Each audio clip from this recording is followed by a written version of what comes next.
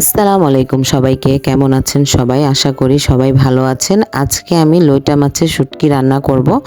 তার জন্য প্রথমে আমি মাছগুলো সুন্দর করে আগুনে পুড়ে ছোট ছোট টুকরো করে গরম পানি দিয়ে আধা ঘন্টার মতো ভিজিয়ে রেখেছিলাম। এখন একটি ফ্রাই প্যানের মধ্যে আমি তেল দিয়ে দিলাম। তেল দেওয়া হলে শুটকিগুলো সুন্দর করে ধুয়ে আমি এই তেলের মধ্যে কিছুক্ষণ ভেজে রাখবো।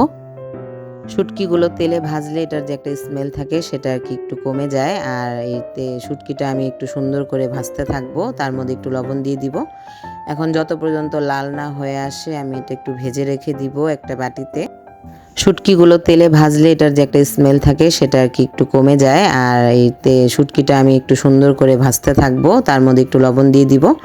এখন যত পর্যন্ত লাল না হয়ে আসে আমি এটা একটু ভেজে রেখে দিব। শুটকিগুলো ভাজা হয়ে গেছে, আমি এখন এটা তুলে রেখে দিব। এখন আমি এই সেম তেলের মধ্যে বেশি করে পেঁয়াজ আর রসুনটা দিয়ে দিব।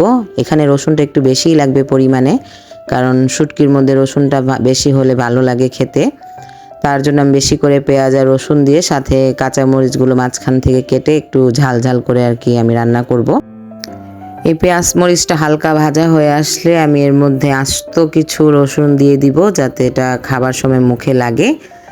তারপর আমার রসুনটা দেওয়া হলে আমি এর মাঝে যে শুটকিগুলো যে ভেজে রেখেছিলাম সেই শুটকিগুলো দিয়ে দিব, দিয়ে একসাথে আর একটু ভেজে নিব। এখন সুন্দর করে সব কিছু ভাজা ভাজা হয়ে আসলে আমি এর মধ্যে সামান্য অল্প একটু পানি দিয়ে দিব। এখানে আমি 1 চা চামচ হলুদ দিয়ে দিলাম, হলুদের গুঁড়োটা সুন্দর করে মিশিয়ে নিচ্ছি। তারপর আমি এখানে 2 চা চামচ মরিচের গুঁড়োটা দিয়ে দিব।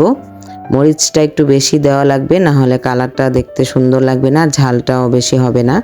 তারপরে আমি সুন্দর করে মশলাগুলো একসাথে এখন ভালোভাবে কষিয়ে নিব। কষানো হয়ে আসলে যখন দেখব তেল উঠে আসছে তখন আমার শুটকিটা রান্না শেষ হয়ে যাবে। আমার ভিডিওটি ভালো লাগলে অবশ্যই একটি লাইক কমেন্টস করবেন। Thank you.